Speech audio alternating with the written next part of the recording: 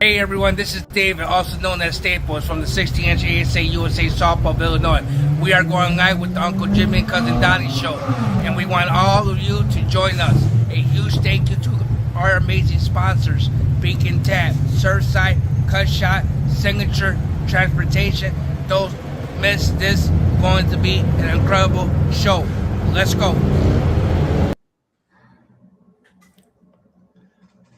And welcome to the Uncle Jimmy and Cousin Donnie show, sponsored by the Beacon Tap, Signature Transportation Group, our boys from Surfside, and our boy from Iowa, Mr. Cutshot himself, Michael Hendricks. So, Cousin Donnie, how you doing today, buddy? What's up, man? I'm doing well. I'm excited for tonight. We've got some great guests from multiple levels of 16-inch softball that are coming on tonight. People that we haven't had on the show before, which is great. And a lot of, different opinions. Hopefully you stayed safe today with the bad air quality that was going on out there. A lot of leagues got canceled. Kennedy Park got canceled, which helped us move the show up a little bit for everybody that wanted to watch it a little bit earlier. Yeah. But let's go, man. How are you feeling? Well, good. I had a good day at work.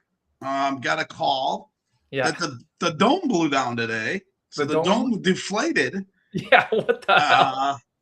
It was a little nerve-wracking, but no damage. We're good. We had a little malfunction, but up and running and back to normal as usual. So it sounds like some more people need to play those slots, so that way you can pay the electricity to keep the dome up.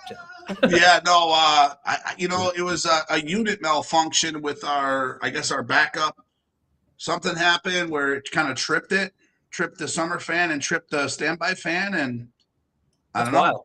Got a call this morning at 9:15 in the morning saying, "Hey, dude, your dome is deflated." So I called punching the gas on his car trying to get there. I called my cousin Jason, and he lives about 6 minutes away, and he said he drove 120 miles an hour down. That's funny. So, before we get into our guests, we've had some softball this week, and Jimmy, you're never gonna believe this. What? But you pissed some people off yesterday. No way. What did I do? I heard, now this is a rumor, right? I heard that you stole a base in 16-inch softball last night. Well, yeah. I am the all-time leader in base stealing. History. Okay, so the rumors potentially could be true. Yeah, I mean, I think I have 8 or 9 in my career. Unbelievable. And you know what the funny part is usually I'm stealing bases with my boy Nate Mercado. And usually Nate's in the box. And last night Nate was in the box. Yeah. And we did it again. So unbelievable. And it upset a few people. But I guess it did. But I guess they didn't know the history behind it. So sure. We've been doing it for a long time. In store for tonight, we've got the MVPs from Papa Hops that will be on the show with us. Eric Stretch Panic and Jimmy Tops, 2 great softball players, guys that played unbelievable. Oh, there's an Auntie Jenny sighting on the show for the first time. Yes, she is. She's trying to print things. So doesn't she know we're running a professional show here? Oh, he's always doing something. So whether it's this or that, so hey, what a life you've got, my friend. Yeah, she's great. But we're excited for the guests. We've got the B Nationals guys coming on. A couple guys from the B Nationals. Got ya, we're the champions. We've got a lot to talk about tonight. So really quick, Donnie, how did you do at Papa Hops before we bring on the guest? Yes, Laced tried really, really hard. We didn't score enough runs to win the game. We got knocked out in our first game against Gamblers on the main diamond, which was awesome. We played at 4:00 and there were still a bunch of people out there watching. So we unfortunately got bounced. It was a close game for 6 innings. And I think we ended up losing like 7-3 or 8-3. Okay. Well, that's not a bad performance for Laced. Yeah, it was fun. Yeah. So, well, How did you? OBI, I got there in the 6th inning of the 2nd game. We won the 1st game. I Okay. believe we beat Roadhouse. Okay. I believe they said it was a tight game. I think they won 5-2, if I'm correct, 7-2, something like that. And then we played Pac-Man, Good team. and Pac-Man, I think, jumped up early on them, early in the game on us, and then it was like 3-0, then it was like 6-0, and then it kind of went from, and I think we ended up losing 7-2. So we just didn't hit, you know. And we had a nice team. I mean, when I got there, I was kind of, it's like, oh wow, we actually have a really nice team, but we just couldn't put hits together in the Pac-Man game, is what I was told. So yeah, I hear you. It happens. Well, yeah, it's been a really cool couple weeks of softball. We're getting down to No Glove Nationals next weekend. We'll have a totally separate show with a very desirable No Glove Nationals guest on Monday night next week. Yes. JD will be joining us, and he's got a lot to – I have a lot of questions for him. Yeah, it's going to be a well-watched show. Yes, very watched. Yes, it'll be very good. But tonight, let's get to our guest tonight. Why don't you go ahead and bring them on, Donnie? Cool. So we have Jimmy Tops and our boy Stretch, Mr. Brother himself. Look at him. Look how handsome he looks, Donnie. He makes that side of the screen look a lot better now. Mustache is looking good.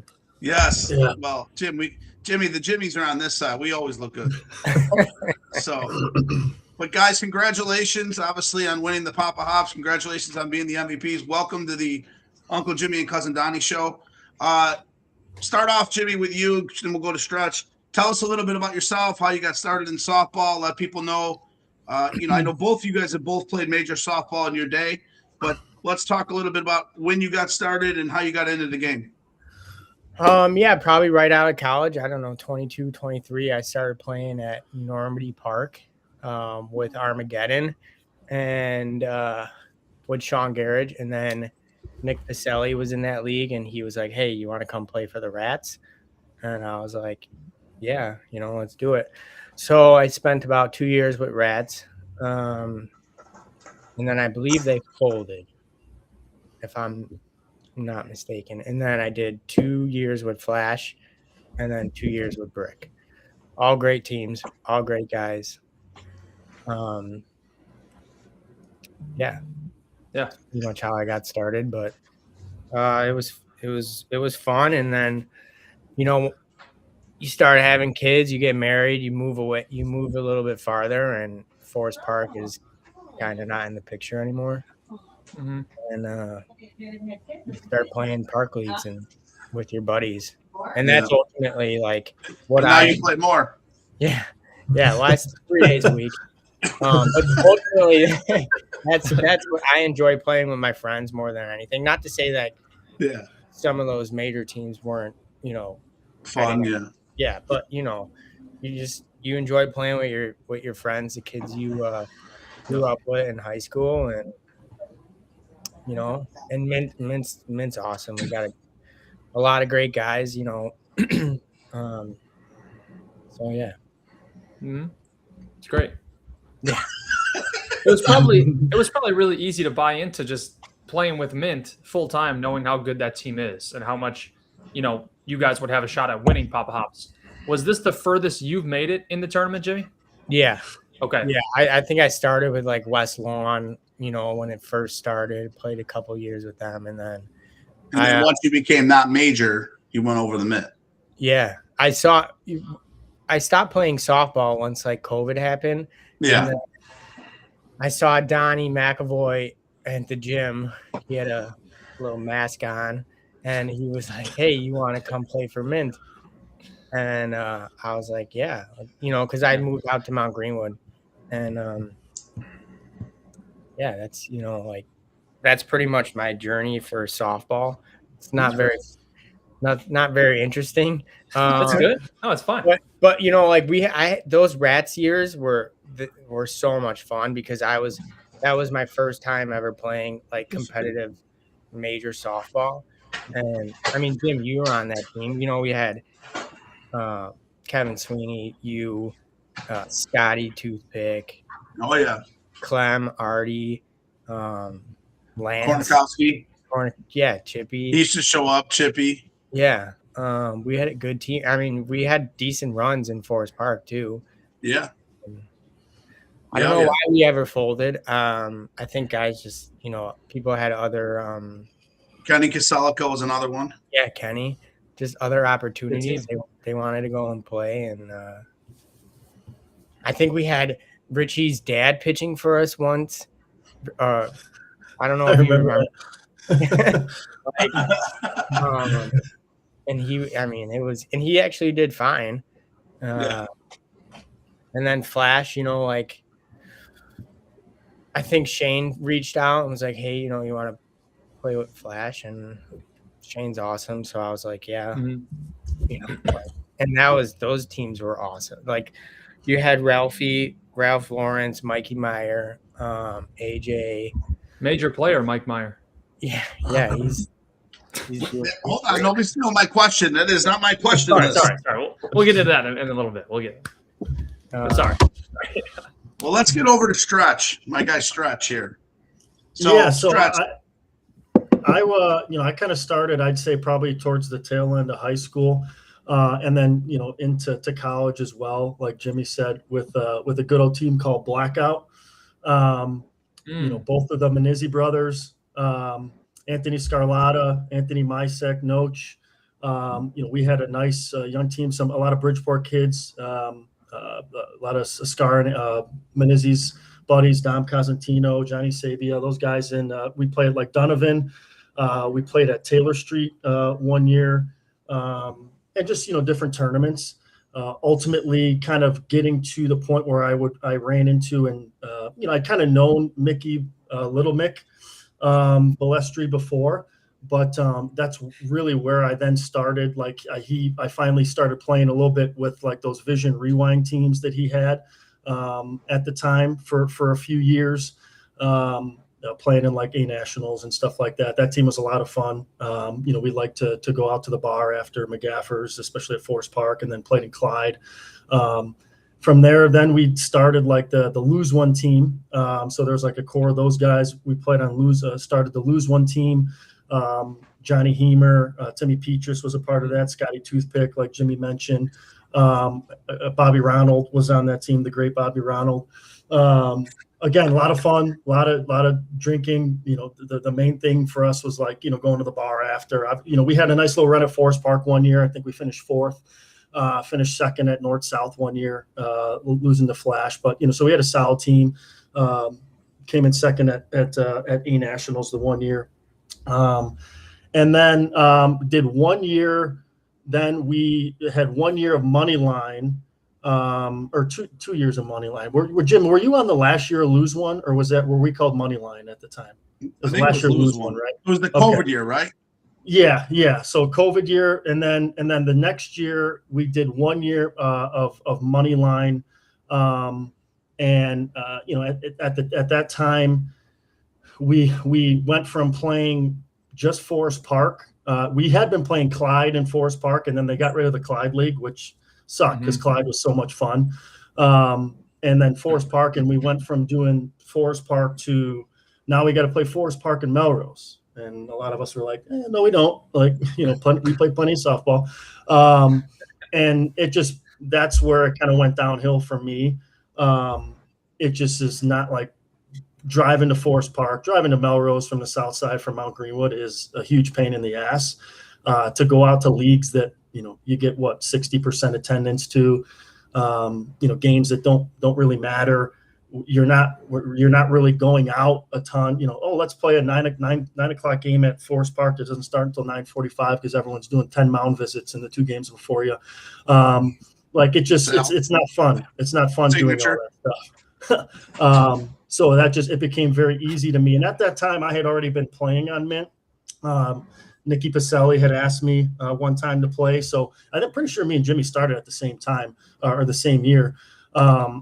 And it was just such an easy decision. Like, all right, let me play Tuesday, Thursday in the neighborhood, play on Sundays or whatever. So just kind of decide. And at the time too, a lot of the guys, our core group of guys like Heemer and Petrus and Scott, like everyone was kind of just fizzling out. Like, that was like the core that I had been playing with for a while. And once those guys started to kind of slip away, there just wasn't the urge to, continue to play. Like I had my fun 7 or 8 years or whatever it was. And just, figured I'd do something that's a lot closer and honestly just more fun and enjoyable. Yeah. Yeah, that Kennedy League is awesome, and it's super competitive. I mean, there's tons of good teams out there, and we had a couple questions come in while you were talking, Stretch. Matt Menizzi wants to know why they call you Stretch. Go ahead. I'm pretty sure Dom Cosentino gave me that nickname. I don't know if it started as Stretch Armstrong and then just shortened it to Stretch, but I'm pretty sure he gets the credit on that. You'd have to ask him what made him think of giving me that, but I'm pretty sure he's the originator of it. Okay, that's fair. I just thought it was because you're tall.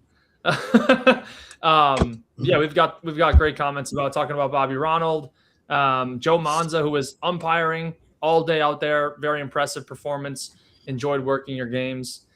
Joe's a great umpire and missed a couple calls for lace. Otherwise, we could be holding a trophy, but that's neither here nor there. But yeah. Great, and congrats again on an awesome day. I want to talk about, there was a play, and Jimmy, I'll let you talk about this. There was a play at the plate in the first game, and I believe it involved Donnie McAvoy and White Sox Dave. And I want to know a little bit about the altercation, if you could speak on it. I don't remember all I remember is what Donnie said, and it was because it was. It was fucking hilarious. You can say whatever you want on this show. Yes. I remember. Don was he was safe, and White Sox Dave thought he was out, which is not surprising because that guy just loves to be different. And it was closer than we thought, but Don was obviously safe, and White Sox Dave just kept arguing, and Don said, "Shut up, you midget." And that was pretty much it. And then White Sox Dave said some other comment, but I didn't really catch that. But yeah, we went down 3-1, 4-1, and we never we never went down on ourselves. We knew we were gonna hit, but we were like, okay, when's this coming? And then we just get a couple of hits scored 12 here and in the there. bottom of the fifth and walk-off slaughtered them. Yeah. But they were, surprisingly they were hitting. I only knew a few guys on that team, but they shockingly hit pretty well.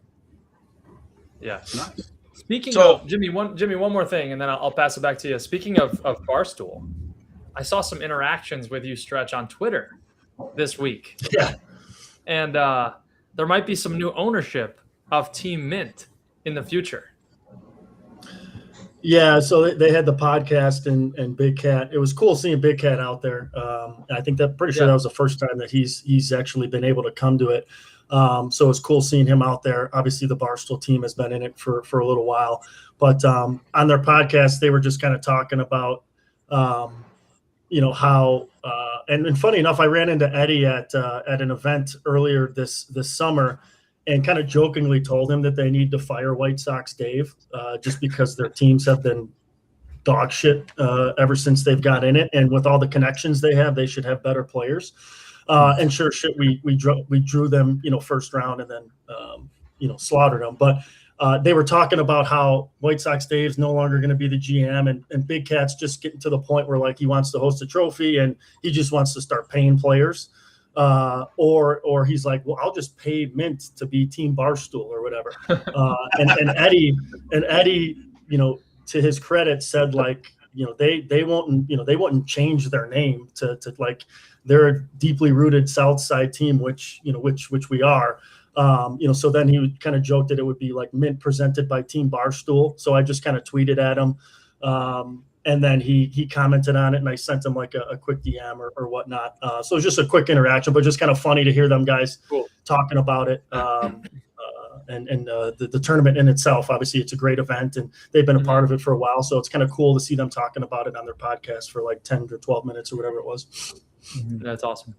So that's going to kind of lead me right into my first question, okay? Because I know you talked about Barstool, but let's talk about the real man on the internet, which is Richie Battistoni. All right. Every time the guy posts something, he gets 150 plus comments on anything he posts. He does. And he just goes off all the time. Okay. He gets paid very well at the bar. So obviously he's on his phone 24/7. Okay. So he's working hard, as we all know. But let's talk about his post about the 4 major players before we get into Team Mint, because I got a lot of questions about the tournament as well. I saw you guys going back and forth, and I'm guessing now that at first I didn't realize your post about the Devils tournament. Then I went back and read some of those posts, and I kind of got the joke. It was like 60 to 70 teams with open rosters. Talk about what I know. There was 4 major players they're saying on the one team, and usually there's a committee for that. Obviously it was missed or whatever the case may be, but what's your opinion on that? And I guess we'll start with you, Stretch, because it was kind of more on your post. We were going back and forth. Yeah, what's your side of it? So there was kind of like 2 different things he was kind of like trying to accomplish maybe with that post. The 4 major player thing, that was like head first or what. None of us even knew about that like until, I don't know, Sunday or whatever. Right. My guy Danny Dispenza was not too happy to hear about to find that out because they lost to head first. But that's messed up. Like this, I mean, we've been a team that has played with our Kennedy Park team essentially every year of the tournament. I sat out a year because I was still considered major and didn't play with the team. We've had Scar and Smokey get used to like that rule is something that obviously has been in place for a while, and they do a really good job of making sure that people abide by that rule. How in the world Head First was able to slip through the cracks this year with that, I don't know. Yeah.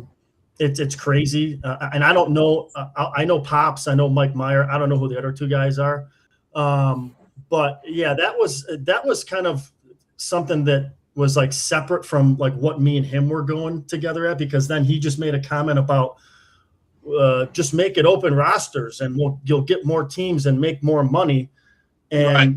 I just said that comment makes no sense because like there's that's insinuating that the tournament is like struggling or looking for or needing more teams. And there's a wait list of 20 something teams. It's a one night tournament. It already starts at 4:00 and ends in between 11 and midnight. Like, What do you mean make it open roster? Like, we don't need open rosters to get more teams. Like you can't run a tournament of 40, 50, 60 teams on one night. Like it's right. It's and that's the thing. Yeah.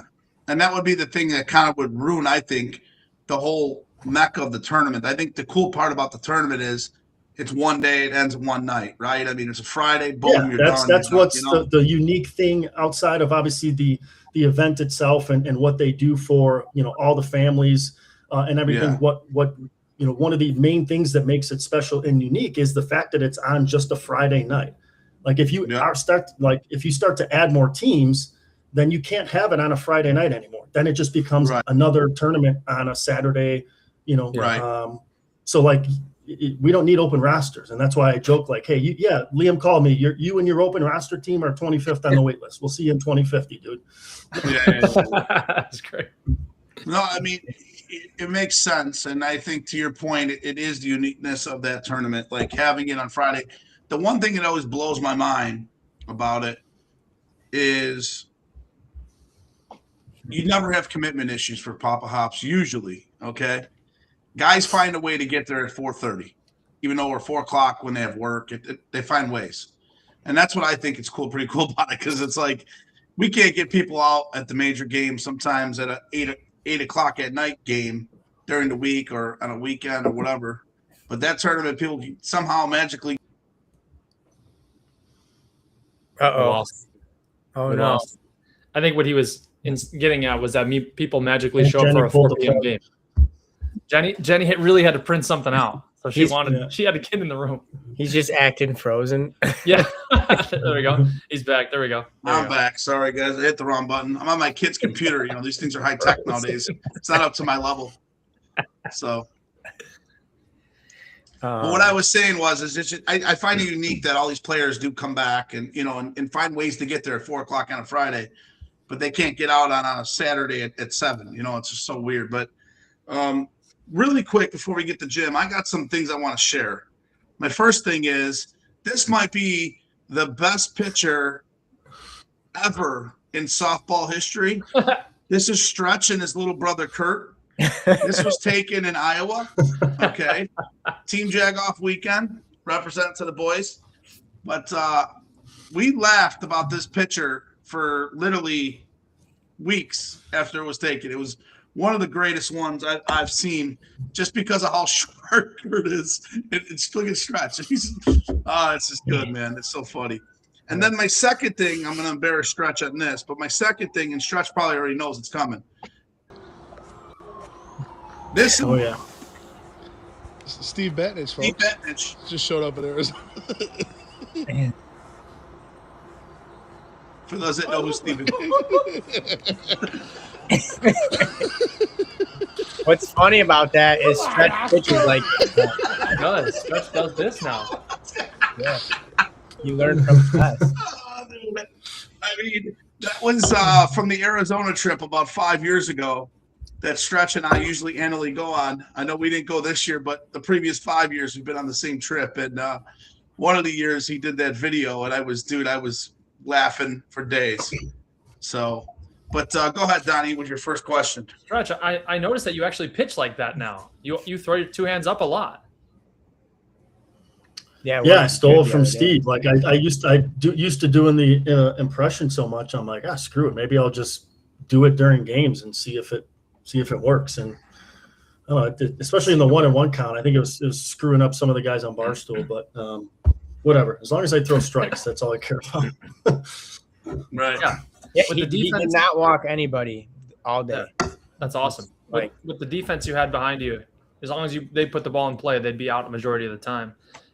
Really quick, I want to highlight a very funny comment, Jimmy. I think this is your son that said, Yes. "Give me my Chromebook back. I want to play backyard baseball." Yes, it is my son. So you're using his laptop to do the show. I am. 'Cause Okay, Aunt Jenny, awesome. Aunt Jenny That took is our other amazing. one. So That is hilarious. I bought him a brand new gaming laptop computer for his birthday. And I said, sorry, I got to use that tonight. Give me back my Chromebook. I was sent this photo.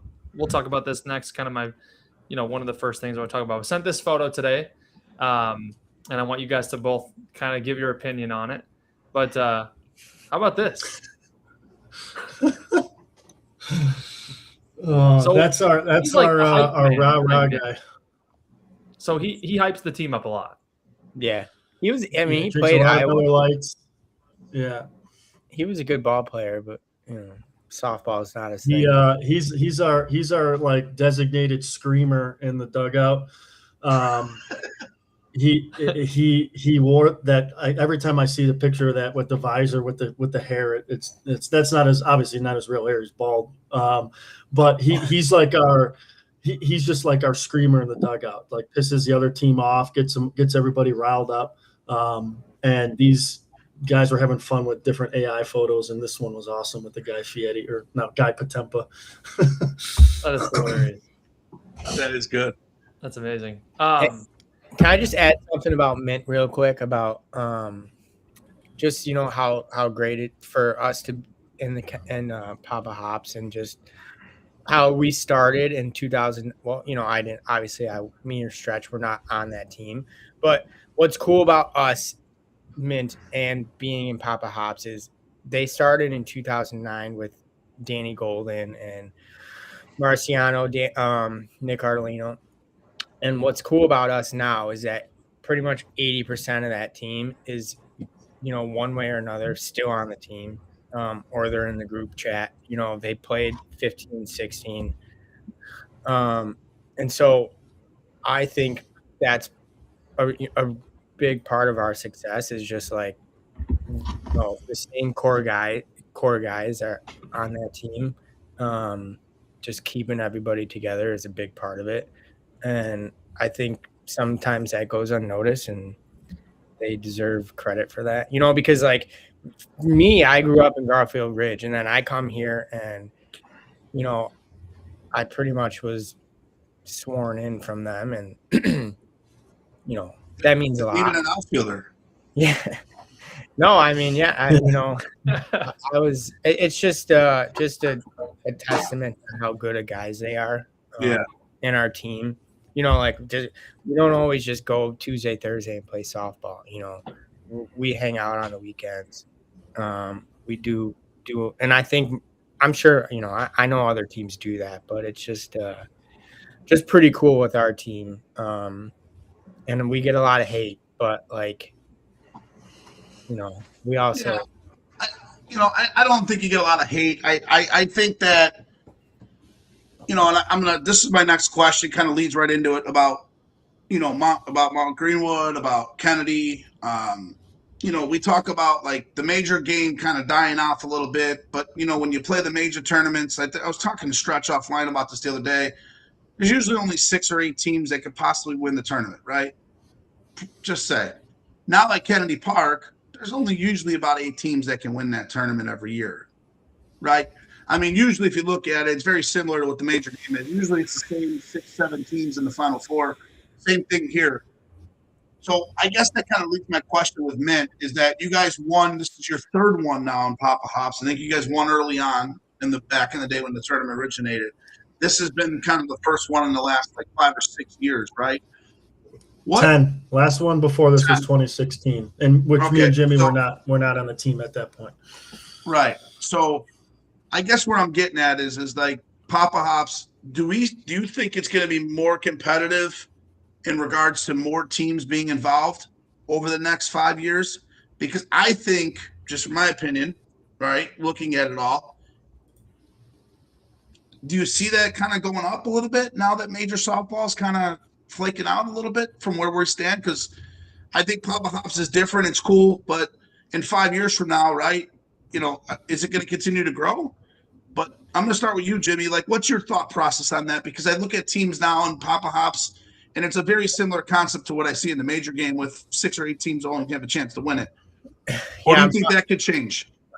I'm probably not the guy to answer this because I just ultimately, I love softball, but I think if guys are not, once they come out of college, if they don't move back home, it's hard for them to get back into softball or to start playing, and I think that's where we're headed a little bit because, it's just that time of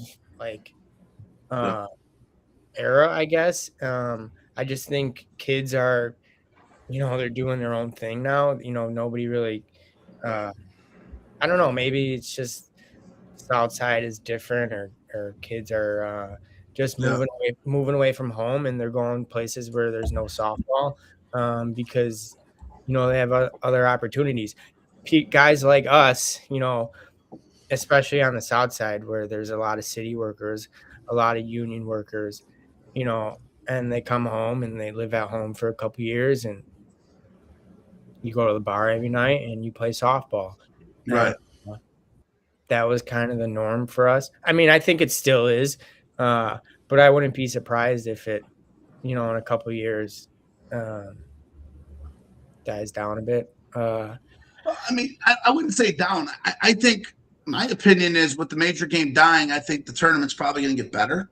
I think you're going to have a lot better teams because there's not going to be many people playing major. They don't consider A or B really a part of the major ruling of the tournament. I don't know. I mean, I'm just thinking if major level softball dies, is that tournament? I mean, the thing that sucks, it's only 1 day a year, but the cool thing about it is it's the format and how they run it on Friday. You've seen how it's grown over the last, when I played in Kennedy Park 10 years ago, when I was out there with Chuck and some of the guys that were, they were going out to Kennedy Park all the time. The tournament, it was just like a normal tournament. And then all of a sudden, 4 years later, it kind of exploded. Now the last 6 years, it's been all everyone talks about in softball. It gets the most attendance. It gets the most people. It's probably one of the best days because people hang out and drink and party and whatever. And that's all what softball, I feel, is about today. And I think we need to bring some of that into the major game. But, getting into that, it's like, how do we get those kids to be able to, the teams in Kennedy Park, like the Kennedy Park All-Stars that I called and wanted to, I called stretch first, and I wanted to bring them into the major game because I think that's how the game grows, right? That's how we get more people involved. They came out, played great, won the tournament. Like, to me, that's not bad for softball. That's a good thing, right? So, like, how do we get that? And I'm going to go to you, Stretch, next. Like, what's your opinion on kind of like what we're discussing here? And, I know you mentioned, the game, this, that, and the driving, but like, how do we get a Kennedy Park team to be able to play in a major event or in those events and not be affected by Papa Hops? Because I think people that play the major games say, oh, Papa Hops is this, Papa Hops is that. It kind of hurts softball because those guys don't want to play major softball.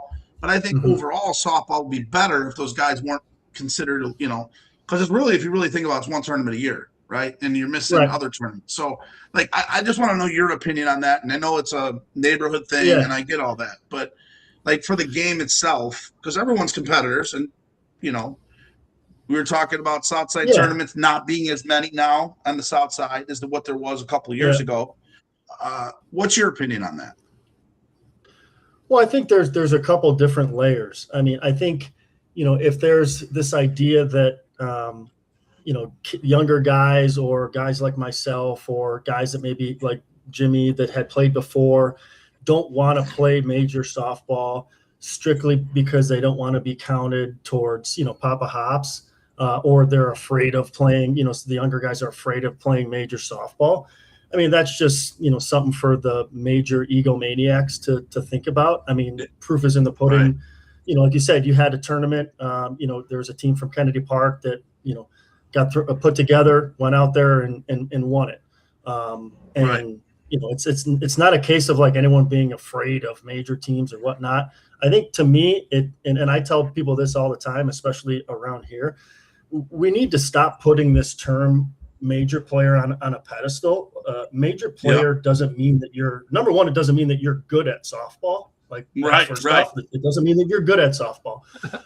Correct. Let alone better than anyone that plays in any park league anywhere across the city. All it means is that you have a higher commitment level to go play in the different leagues and all the different tournaments required to play on those major teams. That's all it is.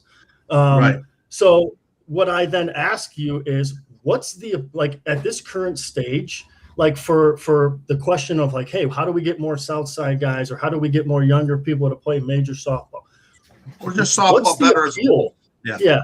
What's the appeal of major softball right now? Right. What's the appeal of it? All I see all the time online is people complaining about it. Right. All the guys currently playing it, all they do is complain about teams getting in this tournament. Oh, the SSA doesn't listen to us. They don't listen to the players. We want this, and nobody's listening. That's all guys do are complain about it, and then you want to wonder why, like, no one wants to come, play. I mentioned it earlier.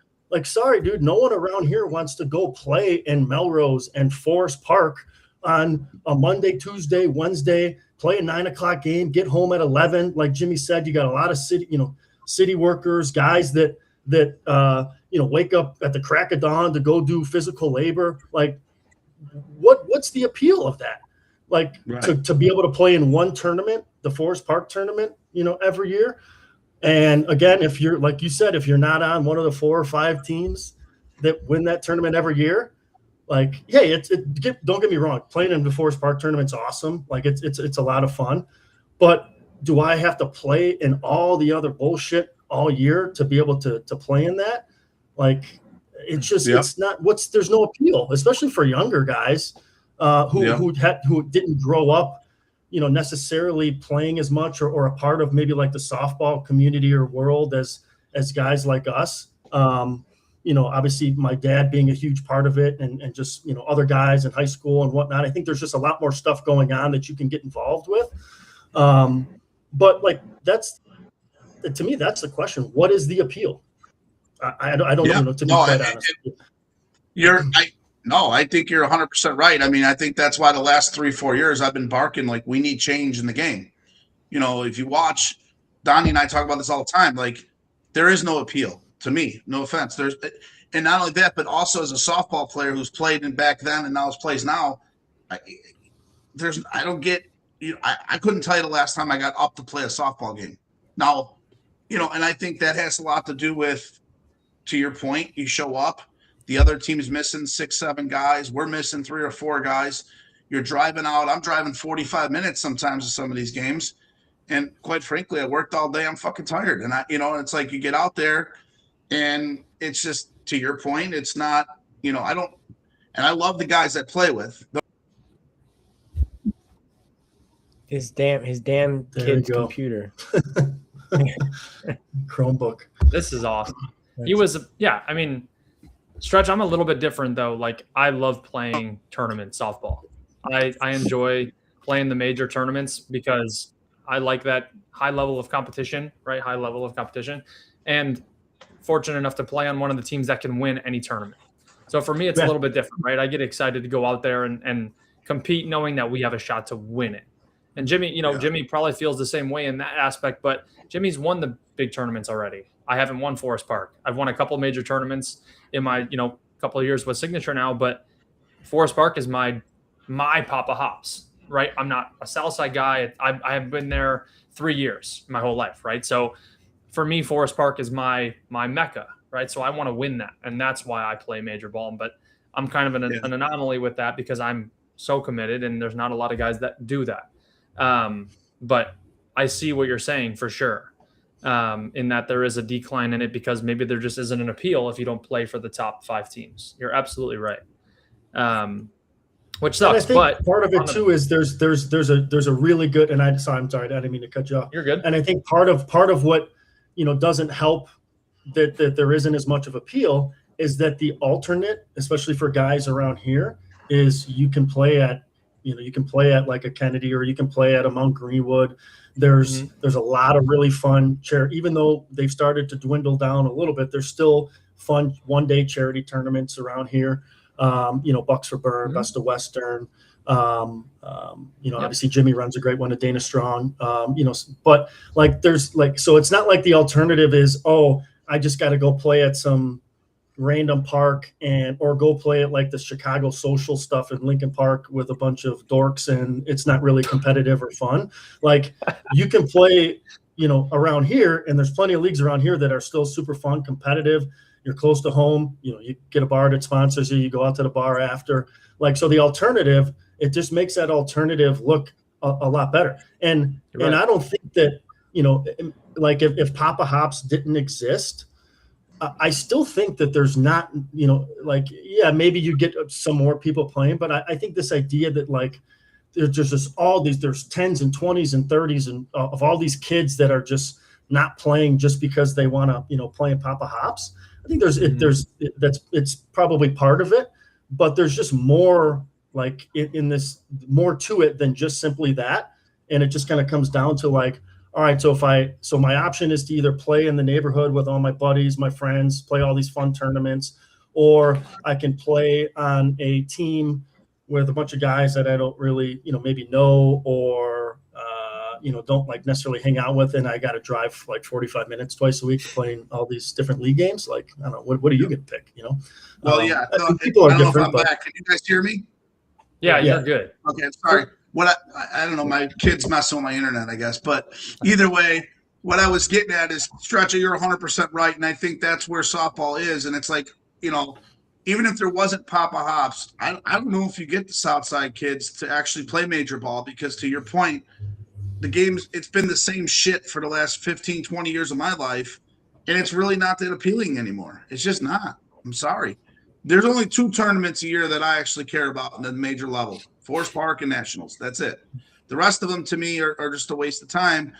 Yeah, I might have fun, but I don't know. Like, to your point, Stretch, it's like, why drive out to Melrose on a Tuesday, Thursday when you can drive 5 minutes from your house? 10 years ago, you were getting major commitment. Now you're not. These teams show up with half a team. So I agree with you. I just wish there was a solution to make the game better and somehow mix the two, but it's just never going to happen. Yeah. I mean, I think Papa Hops, and I saw somebody say like Forest Park will never be Papa Hops, and like it's, let's not forget, Papa Hops is a charity tournament, and it's great because, one, the Hopkins family knows how to run it, and the amount of people they help Right. throughout the year. So I don't think it's that way because the whole community comes together for a good cause, and softball is secondary to that. Right. And I think that's why, I mean, Forest Park it's still a great tournament, and Awesome. still fun to play in, and all the people there. But like, it'll never be Papa Hops because it's not a No. charity, and they're not doing anything, to help the community like they are here. As far as what Papa Hops is what I'm saying. Oh yeah. Yeah, I just think it's totally different, comparables. Yeah. It's Makes amazing how total many sense. people watch and how many people actually stick around that lost at 4:00 that are there and physically move to a different park to watch softball. Donnie, can you pull that question back up on the screen? Yeah, It was a Chris good wants- question. I think yeah. it came in by Chris. So they used to do this back in the day, and Yeah, I somebody was on ruined the it. team. Yeah, ruined it? I was on the team that ruined it. So What happened with that? If you play a Kennedy Park League, you should be grandfathered in the Papa Hops and not considered a major player. So my buddy Chuck, many years ago, we were in a Kennedy Park League, and you had to play so many games in the Kennedy Park League. As long as you're on the roster, you weren't considered major. Well, pretty much our whole OBI roster and part of, I guess, Jinx at the time was on Chuck's roster. And so that's kind of what ruined, I feel, that rule. But that is a good rule. But I don't see If it. you could, I mean, if you could find a way to, police that, you put a minimum of, we play an 18-game schedule at Kennedy. You say you have to play in, 12 games or 9 games, whatever you want to put it at, in order to be, considered, grandfathered in or whatnot. But, now that just, that involves a lot of obviously different work and, people keeping track of rosters and somebody walking around making sure that, so-and-so was actually there playing and wasn't just put on, the roster or put in the lineup and then somebody else hit, you know what I mean? Like, it just, it would require a lot of different work. It's at least an idea, which, I think a lot of us, we like to complain about stuff and then never try to bring a solution to the table. I'm guilty of that myself as well. It's a good idea. But it would require a lot of, work and whether, someone or a group of people would want to do that is ultimately what would come down to whether that's put in place or not. And just in general, like Liam and, them, if whether they would even want, to do that and have to keep track of all that, for the sake of the tournament. I mean, the good news is if the major level keeps going the way it is, there'll be no more major softball. So everyone will be able to play Papa Hops. So Jim, why do you think that is? Why do I think there won't be any major softball anymore? Yeah, like, what do you think? I think a lot of the better major players are all getting older. Yeah. I don't think that the younger kids are playing major ball because, to Stretch's point, it's really not that appealing. I mean, there's some young, good talent that plays major games. Don't get me wrong. I'm not discrediting that, but I just think people are sick of the same old shit. I mean, and if you look in, I'm not saying we're professionals, but if you look in professional sports, every goddamn sport changes the rules and makes something more interesting. Just like baseball, they changed the game, they sped up the game, they made it faster, became more interesting. Games are shorter. We on the other hand, we don't do that. We bitch when it's a 1-on-1 count. It's like, dude, I love 1-on-1 count. Like, action, quick, boom, go. You know what I mean? Like, it's just, you're not sitting there. Every guy, 80% of softball takes the first pitch anyways. You know what I mean? So it's like you're getting to 1-on-1 regardless however you look at it, because the pitcher gets ahead of you, then he's throwing a shit pitch. Now it's 1-on-1. So you're eliminating that. Okay. I don't know. I just think softball needs a change. That's all. I think that's something reason why I ran my tournament this year. It's a different format. My whole thought process was to get teams to come in from out of states and stuff, but it takes time. It doesn't happen in the first year. They got to hear good things, good feedback. We're handing out Surfside. We were handing out Surfsides for free all over the park. I mean, what other tournament has done that? Nobody. We had a dunk tank. Nobody. You know what I mean? That has had that. So, like, I think it's really cool. I think it's just different, and I think people had a good time, even though we only had 11 teams or 12 teams. Like, It was a great time. You know what I mean? Like, and I mean, shit, Donnie, how many people we have in the championship game for a major event was probably the highest attendance we've had all season for a championship. People stuck around. Yeah, people stuck around and watched because it was different. One day. Yeah. So I don't know. So that's a great question, Jim. We'll get to that at the end. But Donnie, go ahead with your next. Yeah. To keep moving this along, and we could talk about this, until we're blue in the face. Nothing is going to change at this given moment, right? So I wanted to talk about a great moment that I saw in your second game. Stretch specifically played against your younger brother in Papa Hops on the main diamond. Like, talk about that moment for you. Yeah, it's really cool. There's a pretty big age gap between us. I think he's 23. I'm 36. He's 23. So he just got done with college fairly recently. He seems like he went to college for 10 years. We played against each other a couple of years now at Kennedy. We played against them in the championship last year at Kennedy, which was fun. Obviously won that, and then played against them on in game 2. Beat him again. So I pretty much own him at this point while he's still young. But no, him and his group of like core guys are very, very good. They're going to continue to get better. But it's really cool, especially for my mom and my sister. Being able to be out there and just kind of watch us. I joke with my mom that she always sits on his side of the field whenever we play. But no, it's really cool. I think we've played a couple times on like different tournaments or whatnot. Hopefully we can do some more of that as we go forward. But anyone that gets to play against or play with their brother is obviously a cool moment, especially in like a big stage like that. Yeah.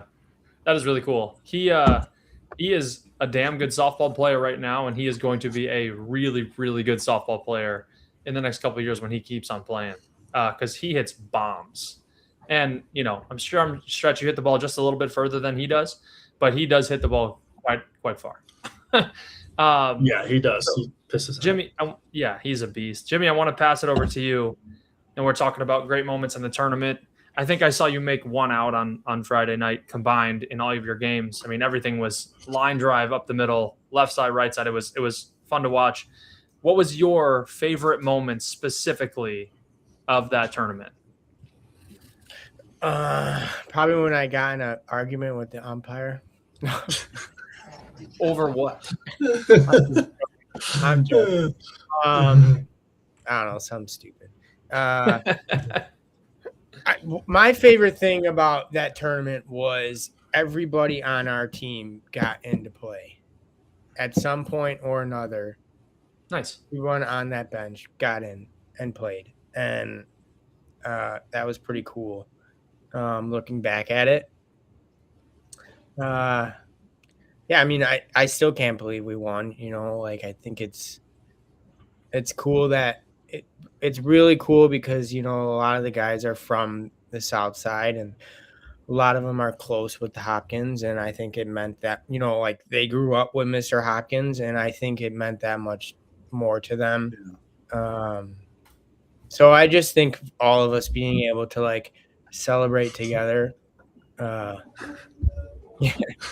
Yeah, I did. The first game I went, Nick said, after I made you pinch run, you didn't get out. The first game against Barstool, I was like, I don't know, I think I had one hit. But I started off 0 for 3, and Nick looked at me and said, Jim, go into pinch run. You need to get in the game.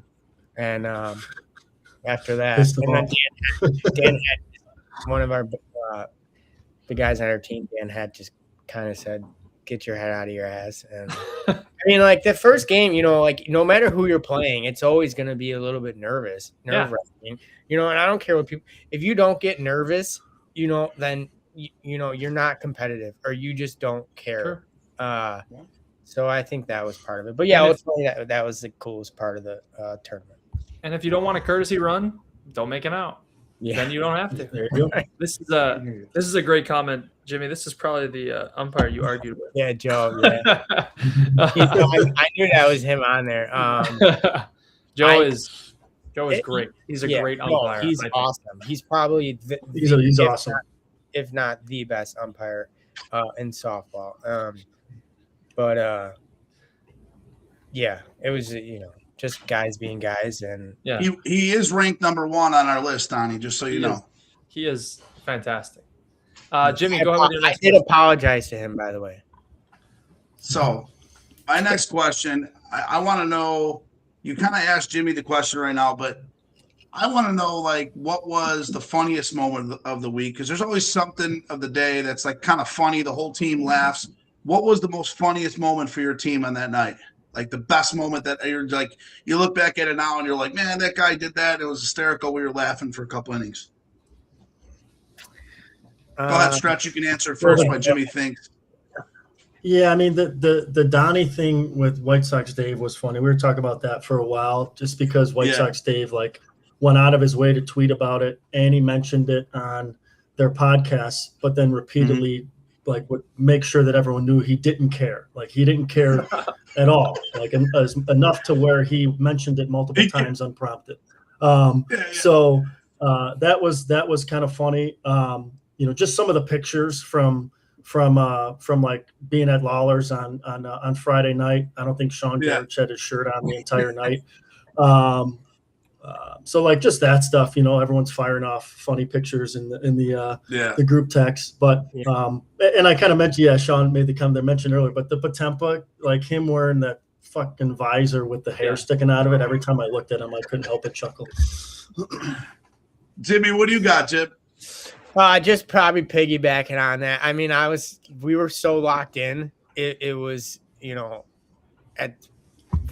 honestly, there was probably no time to have laughs during the games. Probably like, my dad was there and my brother, and they were cockeyed, and I said, just like go over there, But yeah, I think we were just so locked in, and then obviously after you're at Lawler's, then you just start really having a good time, and everybody, passing out bombs. And so I did keep my tradition, Donnie. I always go live at Lawler's if the winning team is there. I did it with the Gamblers. I did it with them. So next year maybe there'll be another team. We'll see. But they did a shot, and I always get the winning team doing a shot, the victory shot. So. So it was great. I mean, Lawler's was packed as it always is after Papa Hops. Good time. I had a lot of fun. So congrats, guys, to you. Donnie, I'm out of questions except for my last one. So if you have any more, go right ahead. I've got one more quick question. Stretch, what major team will you be playing for next year since you won Papa Hops already? None. None. There may have been a comment made, but that comment was made outside of state lines, therefore making it invalid. So I will not be participating next year. All right, fair enough. He's going to be on my travel team next year, Donnie. I heard a rumor that you might be making your journey back, but I guess we can put that to bed. Yes. But yeah, thank you guys. That's it for me. Thank you guys for being a part of this show. Jimmy will have his final question, but if I don't say anything else to you, I appreciate you both coming on the show. But Jimmy, fire away. Yeah, so Stretch, we talk a lot. Jimmy, we talk a lot about the game, making it better. Jimmy, we'll start with you before we go to Stretch, since we started with him last time. What would you do today, either to change the game or bring something new into the game that would make softball better in your eyes? So, anything that comes to mind. Anything that comes to mind. First thing that comes to mind would just be eliminate major players. I mean, if you really want to grow the game, just take softball as a whole and eliminate major players. That's not going to happen. I don't know if it should happen, but like if your goal is to to grow the game and get people to keep playing. I don't know if that's just what I think, because it's hard for guys to go and drive an hour, to play Yeah. major softball. But, if there's tournaments here, but you can play and you don't have to be major, but all those teams are in it, then yeah, I think we would all play in that one, because in the back of our heads, we know those are major players, major teams, but they're, maybe they're not labeled major anymore. And I think, say Mint wanted to go and try and beat those guys and show them who we are without being a major player. So Stretch, and I'm going to add to what you're saying. Stretch brought up earlier in the show, just because you play on a major team, you're not a major player. 100% agree with him, because you got guys like that play on certain major teams that maybe are only pinch runners or they only do certain little things. We all know they're not major players, but they're considered major. But if major softball made a top 50 list or 40 or whatever the number is, just say 100, whatever, it don't matter, and they made that list, would you think it would be easier, better, worse? Because I know me and Donnie did it by positions. Mhm. Do you think that would help? Possibly, yeah. I mean, it would. It'd be tough to I do. think it'd be hard. I think it'd be really hard to do, to nail that down. If you're that convinced that guys aren't playing because of Papa Hops, then make a top 64 list, because you got 32 teams, 2 major guys a team. Make a top 64 list and go, all right, these 64 guys count, the rest of you don't. But like if you're that adamant that that's the reason why people aren't playing. I mean, I don't know. but, I'm just saying. Do you think? Yeah. Yeah. So, No. I'm not saying you are, Yeah. but like, sure. Yeah. I think still, like it's the tournament itself isn't going to change, because like I said, we talked about earlier. You can't. We're not going to be adding more teams. It's just going to be a longer wait list. Like it's just logistically not you're not able to add more teams. So that's not going to change. Yeah. No, that's a good point. So over to you, Stretch. Jimmy, good question or good answer. Over to you. What is something that you would think that we could change the game, make it better? I know you always got big time opinions, so I'm curious to see what you think. Yeah, first thing, I'd probably ban batting gloves. Just get rid of those. Like, and then I think just I don't know, try to fuck around or change the formatting of your tournaments. Like you did the pool play thing. Obviously Yuma does that. Playing in that this past year was fun. Just change the formatting. Do more single limb. Just the 3-day, 4-day tournaments. Like nobody cares about them. Like nobody wants to play in them. It's that's played out, as you mentioned. Like nothing has changed about those tournaments. There's nothing appealing about them. I think if you can just do shorter, quicker, tournaments, like you said, you guys had a bunch of people go out to that thing on Saturday. Obviously, the 1-day Friday night thing gets a lot of people. Even when we have the Saturday 1-day, Bucks for Burn, or the Sobachek tournament that we used to have here, or the Kennelly tournament that we used to have at Kennedy Park. By the time that championship game runs around, you've got a real nice crowd there. People stick around, on a 1-day thing. Maybe that's just a South Side thing, which I think part of it could be because, all those people are from or in the neighborhood, so, if you have a tournament in, Schaumburg or Mount Prospect or, Carroll Stream, and even if it's a 1-day, that's still a hike for, a lot of people maybe coming back home. But I don't know, screw with it. Like, what's the worst that can happen? All right, it doesn't work, or all right, this tournament wasn't a success. At least we tried something different instead of just running back the same thing over and over again that everyone keeps complaining about, but nobody changes. So the thing is to your point, is 3-day tournaments or 4-day tournaments, in my opinion, they do suck. But if you want players to play, for them to drive out there 1 day, you're more likely to get that player to drive out there for 1 day than 3. That's just my opinion. What is the biggest problem in softball? attendance, commitment. One day improves all that. If they can't make the one day, they weren't making the 3 anyways. That's the way I look at it, right? So in this case, that's a great point. Like what's the difference? You play one day, and you're going to have more people stick around the park on a Saturday night, no doubt, 100%. So I don't know. I mean, Pisons and the vendors I had did not care. They made their money. They were happy to be there, and I didn't hear any complaints. I think they sold out of pizza, Donnie, didn't they? Sold out of sausage pizza. So, I mean, the guys were loving it. Like, I don't know. So either way, great points. At this part of the show, guys, we hand it over to you. Any questions, anything for Donnie or I that you want to bring up, that want to ask us? We both appreciate you guys coming on, and congratulations again on Papa Hops. But the floor is your guys. Go ahead with your questions if you have any. I got nothing. I just thank you guys for doing this. Part of it is you guys are growing the game by doing this. So I think that's pretty cool to see. And it's hard. It's not easy to do. I mean, for both of you, you guys are always, at tournaments, videoing, doing this late nights. So we appreciate that. Yeah, I appreciate having us on. I'm glad I was able to finally get on here and kind of just talk about some stuff. Jimmy, like as Jimmy mentioned earlier, I think we're lucky to be a part of a team like we're on, with the Mint team, just with the group of guys that we have, the ties. The Hopkins family grew up down the block from my mom's house, so known them ever since we moved into the neighborhood.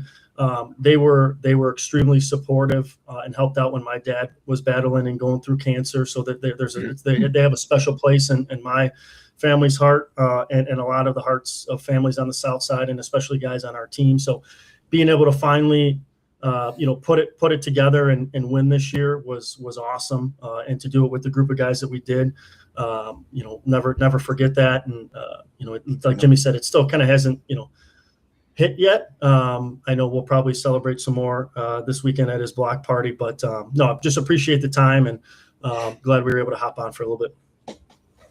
Sweet. All right. Yeah. We definitely appreciate you guys coming on. But thank you guys. Stretch, any questions for us? You good? No, I'm good. All right. Donnie. Appreciate you guys a lot. So thanks, guys. Thank you guys. We appreciate it. See you soon. So Donnie, you know what I liked about that though, honestly? What? Is the fact that it's neighborhood guys. Yeah, they had Scar and Spencer, but I get that. But they had neighborhood guys on that team. They all hang out. They're going to block parties.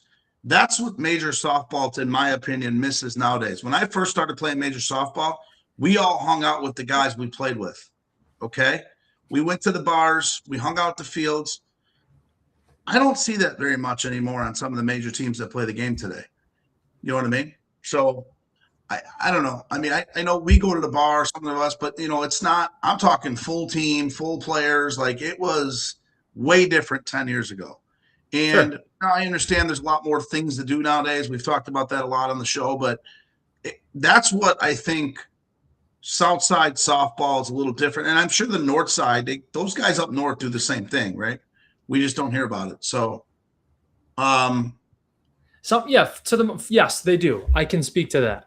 They do. On the North Side, it's kind of a tight-knit group as well, right? We hear a lot about the South Side stuff, and that's a very, very tight group of people that go out and hang out. They go to the same spots, eat at the same places together. On the North Side, it does happen as well. So then the next group I'm excited to hear from, because that's a North Side group of kids that just got into softball, a couple of years ago, and now are going to expand and play more ball, which is awesome. And this will be the perspective from Stretch and Jimmy that have been around major softball, have been around the game for a while, compared to this new group of people that this was their first tournament they've ever played in, some of these kids. Right. So to hear the perspective will be great.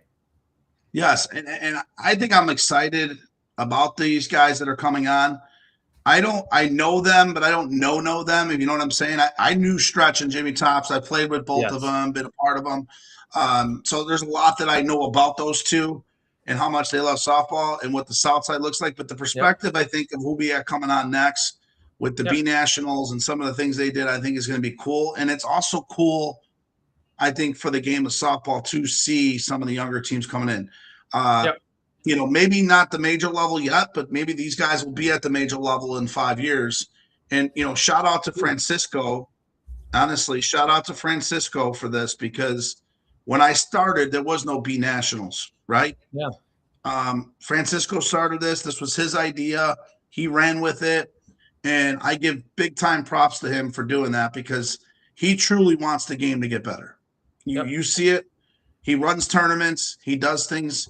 You know, yes, he's a part of the SSA, but he is truly doing things out of his own will to make the game better. B Nationals is one of them. And it's a good way to have some format in the game. B to A, the major. Yep. I think it's a good format. The levels, right? You can grow and become, you know, we talked about this a lot with those two guys, but like the major player stigma, right? I like to talk about who I play for. I'm very proud of that, because it means that I have progressed in the game, right? I know it's kind of lame to talk about that, right? And brag about it, but whatever. The next group of guys haven't had that yet, but they will. I'm going to introduce them really quick. We've got Owen Weber coming on, who is a co-MVP. And then we have Christian Leal, who put the team together and runs the team. And then Anthony Leal is his brother, who played shortstop and was another co-MVP. I'm very fortunate to play with these guys and be close with them as well in different parks that they know that we're a part of and we play all the time. So they love 16-inch softball.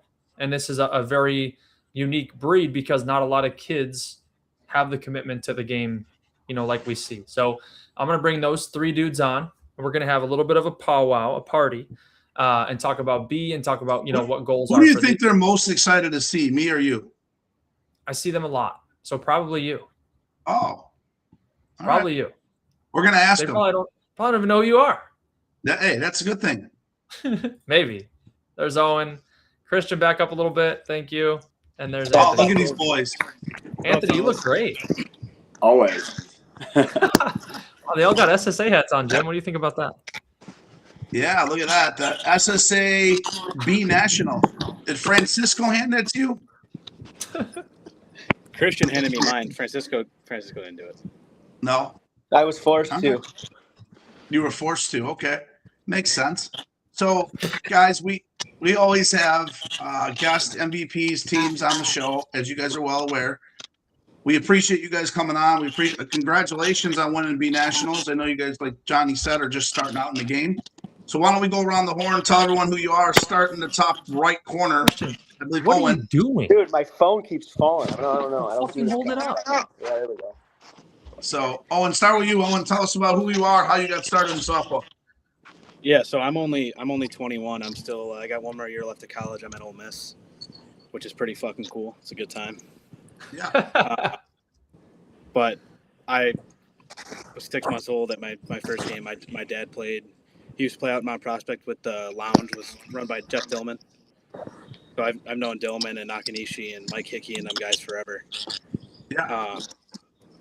So I mean I'm kind of different too, like Donnie, where I grew up around it, and like I play 6 nights a week. That's all I do. So I love to play, and you know, sometimes playing two nights a week, and just got into it being around my dad and being at the park.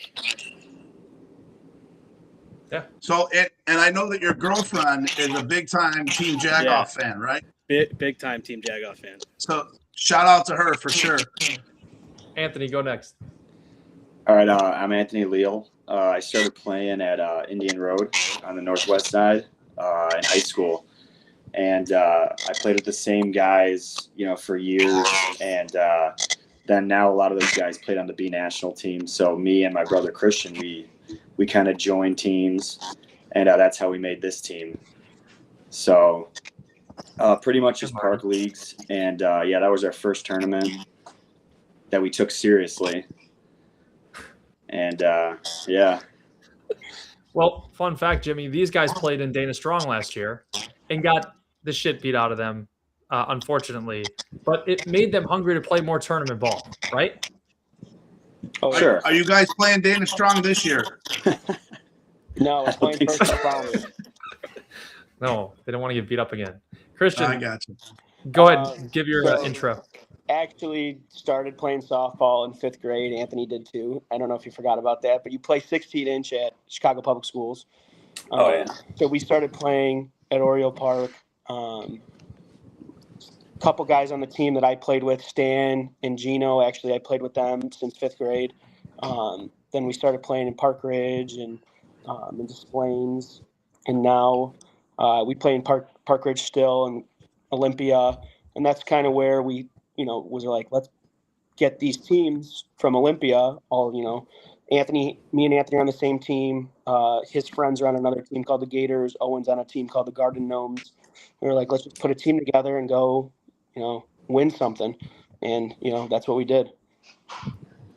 You did.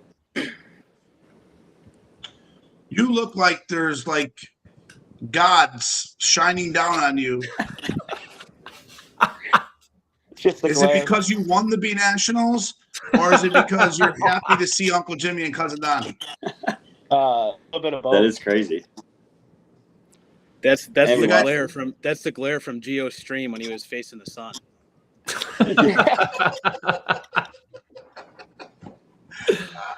That's great. Christian, figure it out. Dude, Okay? hold on. Give me a second. Figure it out. You're embarrassing me. Yeah, He I did know. text me today and told me that he's not playing in Dana Strom this year, Donnie. I'm kind of upset by that, but that's okay. So explain why, right? It's on the same day as another tournament this year, Jim? Yeah, it's the same day as first responders. Jimmy, you're Yeah, good so at that. first responders moved their tournament to the same day as Oh, mine. Yeah, so now we have 2 tournaments on the same day. Cheaper Which entry is fee? weird, which it's funny because yesterday I had the Chicago PD, the Chicago Fire, both, they're going to play a game by me in the tournament. So they're going to play a co-ed game, a men's game, and a women's game. So they're having 6 teams show up, and Well, it's going to be the firemen versus the cops, which wasn't really planned before, but now it is. They're going to play on the turf field by me. So the guy Gino from the Wentworth area reached out to me, and they wanted to join up. So I'm like, yeah, sure. Cool, because the fire department is right there, right? It's right by the fields. That is correct. Yep. Yeah. Cool. We're getting some pushback. Are you hearing that, Donnie? Probably Christian. Christian? It's not me. Or that SSA hat. Owen, we have a comment from the crowd. People want to know your thoughts on Lane Kiffin. I don't got time for him to be in my head. Yeah, yeah. He knows where he's coming. September 19th. It's been on the calendar for 8 months now. Got to come back to Oxford and get golf balls and mustard bottles, and he might get shot. Those Hicks are crazy enough to fucking shoot him. You ain't lying. They're gonna have to Hell tell him to yeah. wear a bulletproof vest. So Let's, it totally is Christian's phone, Donnie, because I Yeah. mute him and you don't hear it. We knew that. All Whatever. So we're Go ahead, talking Donnie, about your first question. what's next for this Got Ya group, right? You guys get a free bid to A Nationals, which is great in my opinion because it allows you to play ball at a different level, right? To compete against different guys. Will you guys be taking them up on that? Yeah. So go with Anthony first. Andy, All right. go ahead. Yeah, Christian- we're gonna be going over there to Carroll Stream. A little bit of a ride, but we'll make it just to see. We had that one tournament, and I don't think it was by luck or anything like that. But we'll see what we can do against some better talent. Wow. Okay, dog. Good for you. That was nice. Some shit talk. Hold on, we have to unmute you, Christian. One moment. Oh, yeah. Go ahead. Go ahead, Christian. We're Go going ahead, to be Christian. losing a couple guys. Owen and Carlito are going back to school, so we're going to lose them. They're 2 key pieces in our team that won. But we're going to be adding some guys. Me and Anthony are going to grab some, 3 guys that we can bring on and have all weekend. But most of the core guys will still be there, which is great. I mean, we Well, had. if you're playing SSA rules, you could add anything. Anybody can play on your roster. So Cousin Donnie and I, we can play too. You think Hell we could yeah. add Tommy Corlett? Everybody Might as else well. is. Yeah. Owen, Yeah. go ahead, bud. Yeah, so I got to go back to school that Saturday that tournament is. So one of my he's been good friends with my dad forever, but Mike Reese is going to go out there and pitch for him. Oh, nice. Yeah, Cool. so he plays with me on Tuesday still. He's still got that same cut ball he's had for 30 years. Yeah. He's still playing, so he's going to go out there and pitch for them that weekend, I think. Very cool. And he could still get it done at his age. There's no doubt. Oh, yeah. Jimmy, So go ahead. Donnie, all right. Yeah. So my first question with you guys.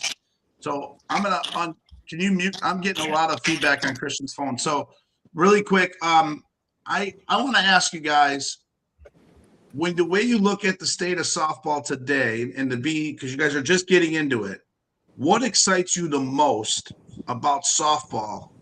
Because you guys probably don't know much about the major game. And if you do, great, but take that out of that. What excites you the most right now about, like what's giving you the drive to play 16-inch, I guess is my question. Oh, and I'll start with you and then we'll go around the horn. Good question. Well, I mean, I just started playing, so like the most I can play, and I have nothing to hold me back right now. Like I can play every day if I want to, and I do. Right. But I think just being able to play with a group of neighborhood guys like this, and starting at the bottom like we just did this past weekend, and trying to work our way up. Yep. I feel like a lot of kids that are talented, they get picked up by major teams when they're younger, and instead of doing that, like I want like me and Carlito and Randy Russ Jr. Like we're all 21 years old. We still have one more year left of school, but after that, like I want us three and Anthony and Christian and all the young guys to be able to like take the next step and keep building up towards the major level, instead of just splitting up and hopping on separate teams that are already there. Right. And it's because obviously at one point in my life I was in your shoes, right? 21, was on a major team, playing with buddies. It's really hard because I had probably 6 or 7 of my buddies on a team. It's really hard to keep that group together because as you start playing better competition, certain guys on your team, unfortunately, can't cut it, right? So my piece of advice to you, and it's different now than what it was when I started, stay together. Don't let major teams pick your best players up. Stay together. Look at the 30-38s. Okay? Yeah. Perfect example. Right? Ironic, huh? And I'm just saying, like, look at them. They've been doing better. They're getting better. They're at the major level now. But Julian Russell was a big piece of that. He could have played on any major team 4 or 5 years ago, even today. But he stood with his buddies. I give him a lot of credit for that. So that's my biggest piece of advice, because if I look back 20 years ago, I wish we would have had – we stayed together for 5 or 6, 7 years, and then we all left, and then the team folded. Guys in life, things change. People have kids. People move forward. People move out of town. One of our best players moved to Seattle. Like, it's tough to make up for those guys. And then you start bringing new people in, and then it's just not the same. So right, that's what, like, the 38s is a perfect example, and like another one would be like the Whale guys. Like they're all Indian Road, Northwest Side guys. They all hang out at the same bars. They're all scattered throughout the Indian Road League. Like, I know they didn't really play together like the 38s did, where they played the B, the A, and then they worked their way up. But they've picked up guys that are all Northwest Side guys, and they hang out together all the time. And like that's what I want to do. Right. Yeah. Go ahead, Anth. What do you got? Say that question one more time. So what drives you the most to play 16 in softball? Like why are you getting involved in the game? Like what is the most exciting thing about it right now? Because you might not know much about major and some of the shit that we talk about on the show, but tell me about what drives you right now as a younger player starting out on a younger team. What give me something that what are you thinking? Well, definitely just getting the guys all together. That's the biggest thing, and being able to see them like on some weekdays and, and now that we're getting into these tournaments, on the weekends, whether it be the 3-day, that was a 3-day tournament. These 1-day tournaments are cool too. I think they're better because it's hard to get the guys out, for 3 days. Mm-hmm. Especially when you go into like Melrose and Carroll Stream and stuff, but we're going to give it a go this year. I believe that's the best, is just hanging out with the buddies. Mm-hmm. And I just want to make sure, Donnie, we hit that point. Did I pay you to say that on the show? No. No, I just want to make sure because Well, I know our- the rumor around goes is that I pay people to say what you just said, and I just Right. want to let you people know that I didn't mention it, didn't talk to you, actually didn't even talk to you off camera, and you brought that up, and I like the fact that you brought that up because this is what we've been barking about as players of the game for the last handful of years. Because I saw it 5 years ago, and no one wanted to listen to me, and we're still 5 years later doing the same old shit. Right. With Now we're people down that to just maybe played in their first tournament, by the way. yeah, 'Cause seven. we had teams. a different lineup almost every day. Yeah. Yeah. Yeah. All right, let's unmute Christian. Let's Yeah. bring him back on so Yeah. that way we can hear him. All right, Can you guys Christian, hear go me? ahead, buddy. You're Yes. Can you good. guys hear me? Okay. Yes. Yes. I would say definitely going to piggyback right off Anthony, getting the boys together. We had guys playing in, like, never took softball seriously, just playing on the weekdays, some of them. And like, let's get in and let's see how we can do.